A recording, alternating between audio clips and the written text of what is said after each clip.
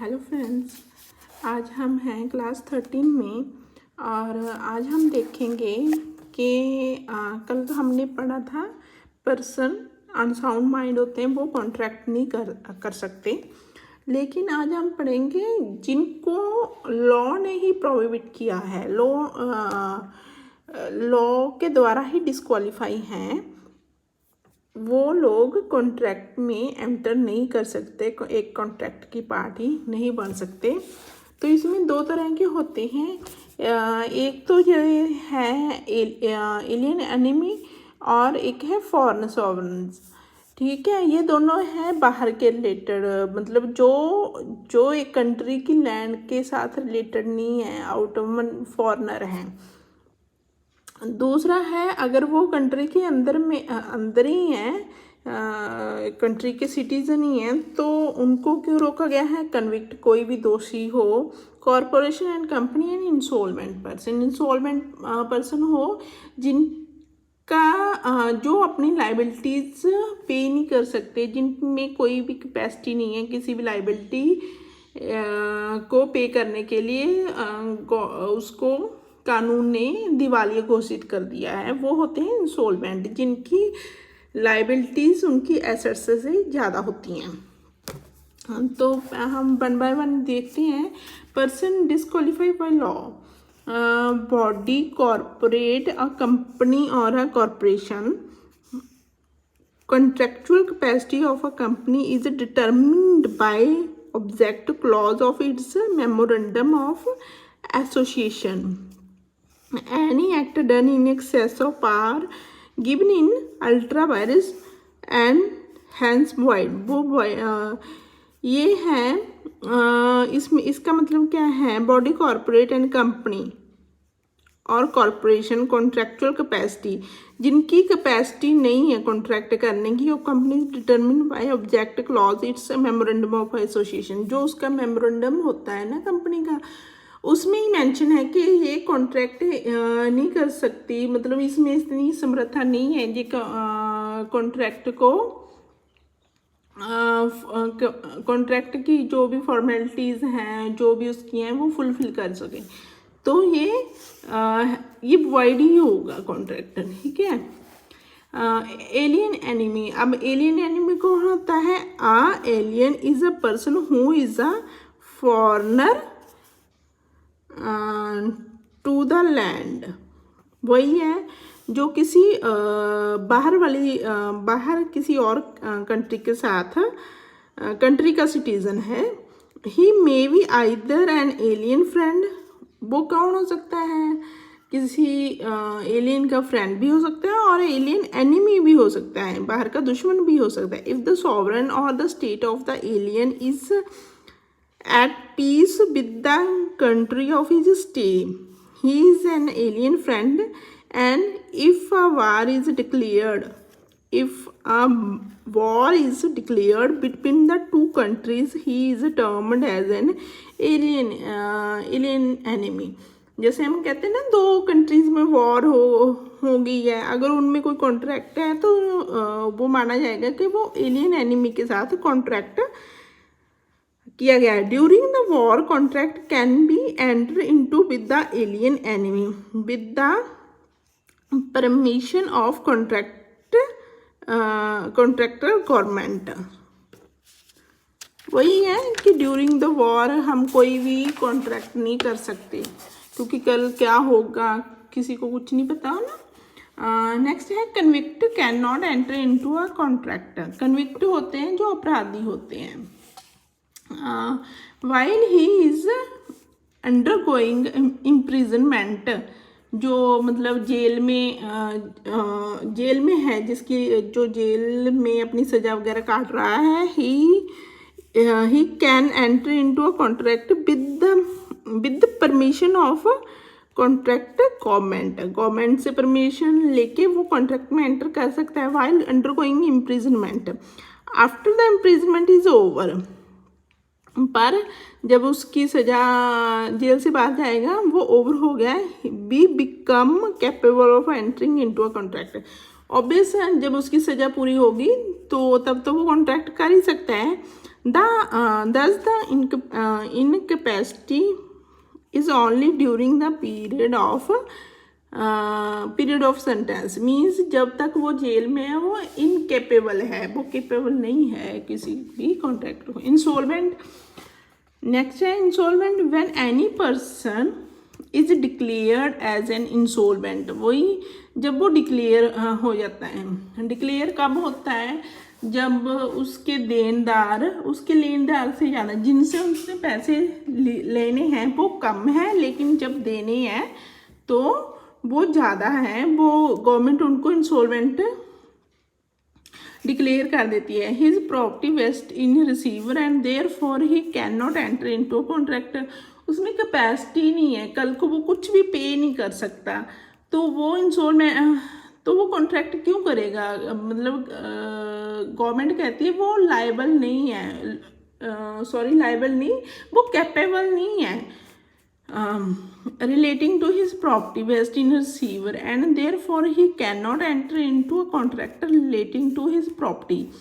Again he become capable to enter into a contract when he is discharged by court.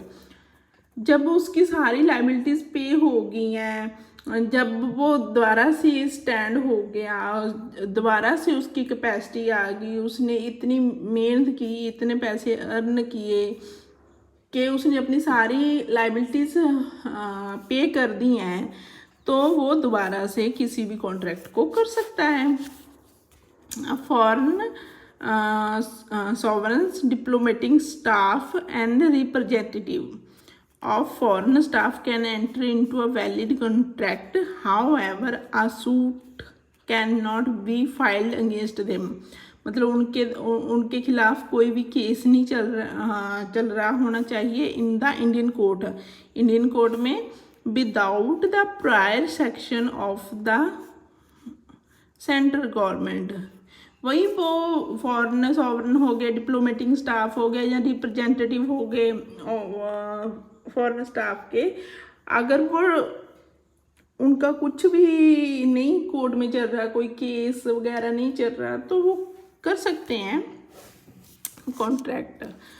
अब हम ये देख लेते हैं, the third party to a contract cannot sue और stranger to a contract cannot सू।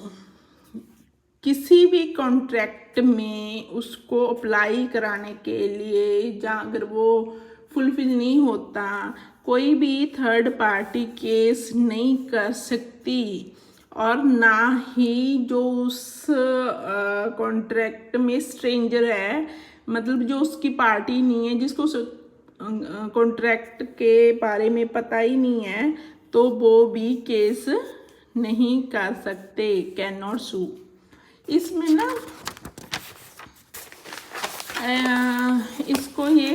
इसको define किया हुआ है, only those person who are party to a contract can sue, जो पार्टीज हैं वो ही केस कर सकती हैं, और we sued on the contract. This rule is called, इस रूल को क्या कहते हैं? Doctrine of privities of contract. इस केस में ना कुछ एक्सेप्शंस हैं, जैसे ट्रस्ट, जो ट्रस्ट होते हैं ना, ये ट्रस्ट के बारे में बताया हुआ है। In case of trust a beneficiary can sue upon the contract. जैसे कोई ट्रस्ट में कितने मेंबर होते हैं, लेकिन कॉन्ट्रैक्ट तो उसके किसी एक हेड ने किया होगा, लेकिन उसमें बेनिफिशरी सभी होते हैं। जो बेनिफिशरी है, अगर वो कॉन्ट्रैक्ट नहीं हुआ तो बेनिफिशरी केस कर सकता है। इसको हम एक एग्जाम्पल के द्वारा समझेंगे। A transfer certain property to B, A ने बी को अपनी प्रॉपर्टी ट्रांसफर कर दी, to B held by him in trust for the benefit of C. A ने बी को प्रॉपर्टी ट्रांसफर की किसी ट्रस्ट में कि सी को बेनिफिट हो सके। In this case C although not a party, जबकि सी पार्टी नहीं है to the trust, can sue for the benefit available to him, but उसको बेनिफिट तो होना था। Under the trust this exception to the rule of the privity of contract, यही वाला rule है जो has been recognised in a well known case of Khwaja Mohammad Khan versus Husaini Begum.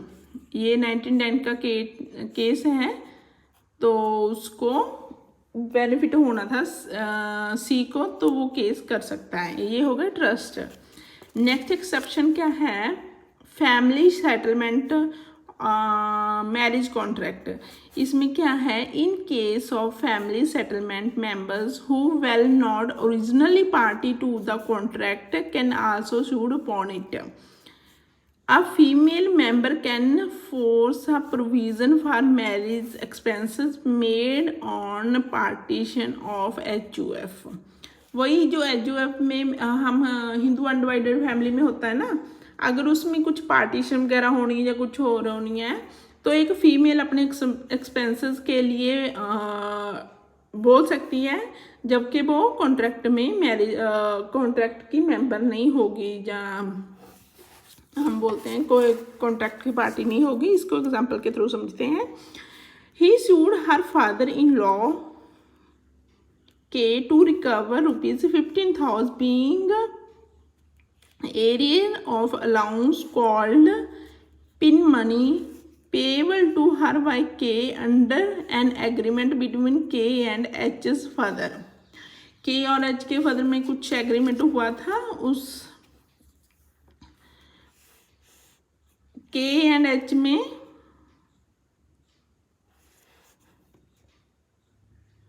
H के father के साथ कोई एग्रीमेंट हुआ था। यहाँ क्या है, एच ने केस किया, H sued her father in law, उसने अपने ससुर जो उसका है ना ससुर के, उसके ऊपर केस किया है। इसकी केस में इसके कॉन्ट्रैक्ट में पार्टीज कौन कौन थी, एच के फादर थे और के थे। Consideration being H's marriage to K's son D, both H and D were minor, तब एच एंड डी माइनर थे at the time of marriage. Held the promise can be made enforceable by H. Provision of marriage expenses of female member of joint Hindu family entitled the female member to sue for such expenses on a partition between male members. Two brothers on partition of family joint properties agreed to invest in equal share for their mother's maintenance. Held the mother was entitled to require her son to make the investment. वही है सारा कुछ के वैसे तो Hindu undivided family में equal share होता है, लेकिन जो फीमेल होती है वो अपने एक्सपेंसेस के लिए क्लेम कर सकती है, जो उसके मतलब मैरिज वगैरह में एक्सपेंस हुए होते हैं। Acknowledgement of liability, way a person admit his liability thereafter he refused will be stopped from denying his liability। इसको हम एग्जांपल के थ्रू समझते हैं। X receive money from Y, X ने बाई से मनी रिसीव की for paying to Z, Z को देने के लिए। X admit the receipt of that amount to Z, उसने जेड को वो रिसिप्ट दी। Z can recover the amount from X even though the money is due from Y, चाहे money है जो बाई से ड्यू है, लेकिन वो जेड एक्स से रिकवर कर सकता है। चलो स्टूडेंट, आज का ये क्लास हुई ख़त्म। Thank you.